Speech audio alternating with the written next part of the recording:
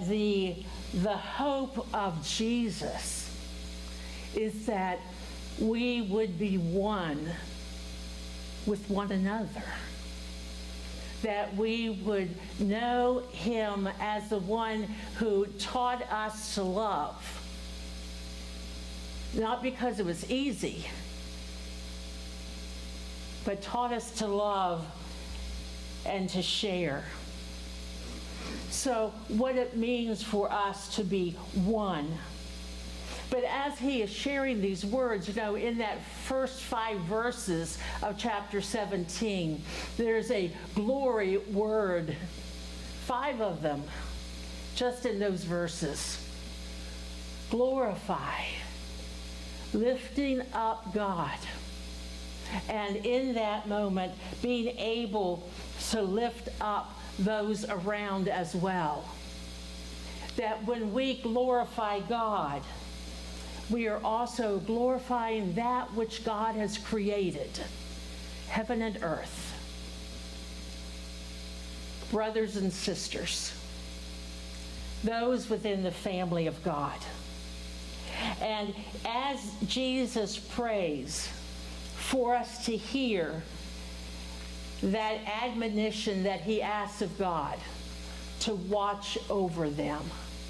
Because we're in the world, we're going to mess up. We are sinners. But Jesus asking God to watch over them.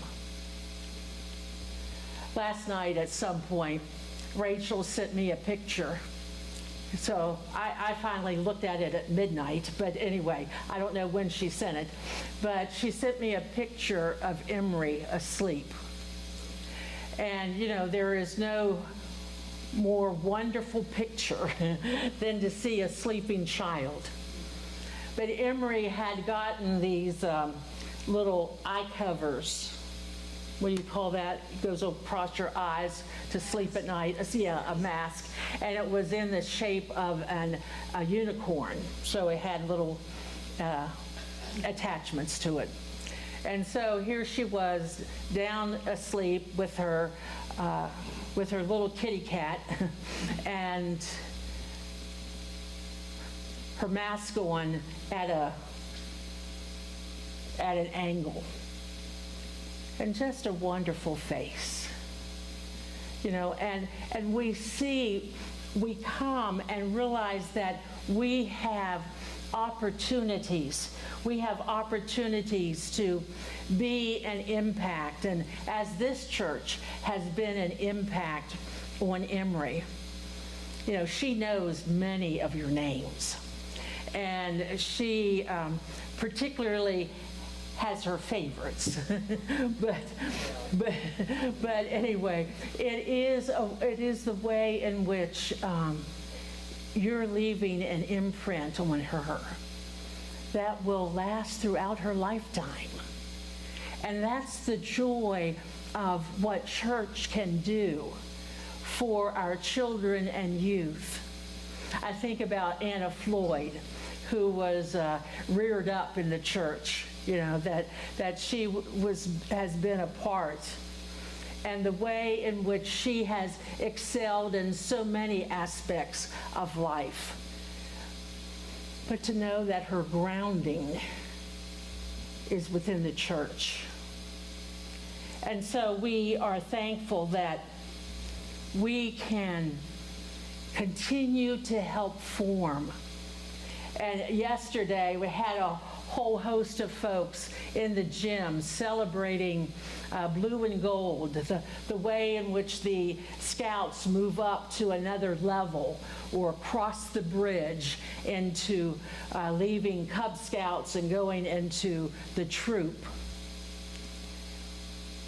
But it was a wonderful way of being able to be with those families and connecting. And in such a way to encourage and to let them know the church was encouraging their young boys and girls. We heard a story about a young girl who was the granddaughter of one of the leaders and they had decided to go on a hike. And his kids, his daughter told him, "Oh, she's not going to make it. She won't be able to get that far." But she had made a connection with another young scout, and through the hike, they were ahead of the group. They kept marching forward. And then when they got back home, she said to her grandpa, "I want to be part of Scouts." And he said, "Well, we can probably do that because she's kindergarten age. And we can do that next year." "No, I want to do it now." So it's this way of experiencing, it's this way of being able to help mold lives. And so all of that is to lift up that glorious name of God. All of that is to say that those are glory sightings that we have. In fact, some churches, we don't use joys any longer, but they list in their bulletin glory sightings. Where have we seen that glory of God come into touch with our daily living? That glory. And so I hope that you hold that word, but more importantly, that you hold that God is watching over you. God as his watchful care. As a parent watches their young child asleep, God is watching. God is watching over and caring for each and every one of us.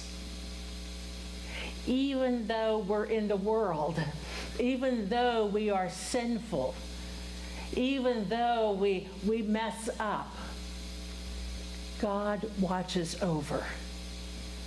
Because Jesus asked him to. Jesus asked him to. And so I just want us to feel as though we are being watched over. That our actions and words that we say, whether they're words to hurt or words to heal, that we're being watched over and loved. Amen and amen. As we respond to the word, our song is Grace Alone. And as we know, it is that grace that sustains us.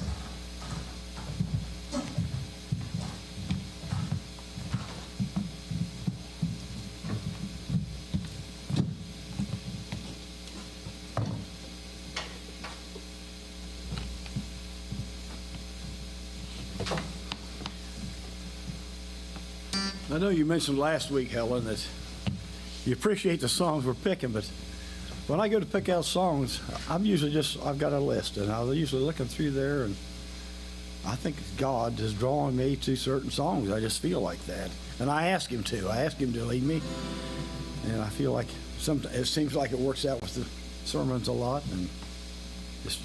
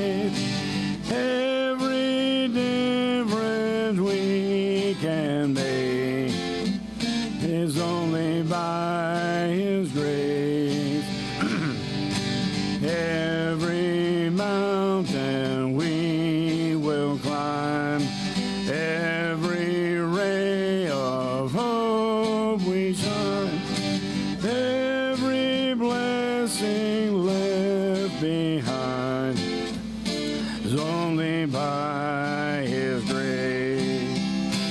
Grace alone, which God supplies. Strength unknown, He will provide. Christ in us, our cornerstone, we will go forth in grace alone. Every soul we long to reach, every heart we hope to teach, everywhere we share His peace is only by His grace. Every loving word we will say, every tear He wipes away, every sorrow turned to praise is only by His grace. Grace alone, which God supplies. Strength unknown, He will provide. Christ in us, our cornerstone, we will go forth in grace alone.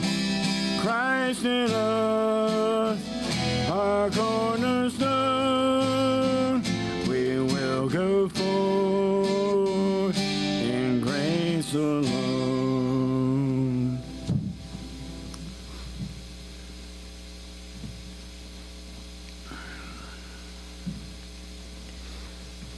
One of the bishops, now retired bishop, was one who had spent time in a first career in a deaf school, so she knew sign language, and it became like her second language. And at her, in the presence in which I saw her, she led us with this sign.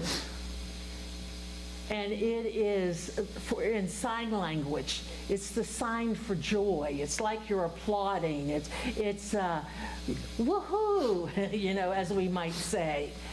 So this morning, I'd like for us to leave with our hands waving, because the joy we find in God, the joy that God brings to us, and may God bring you that joy now and forever.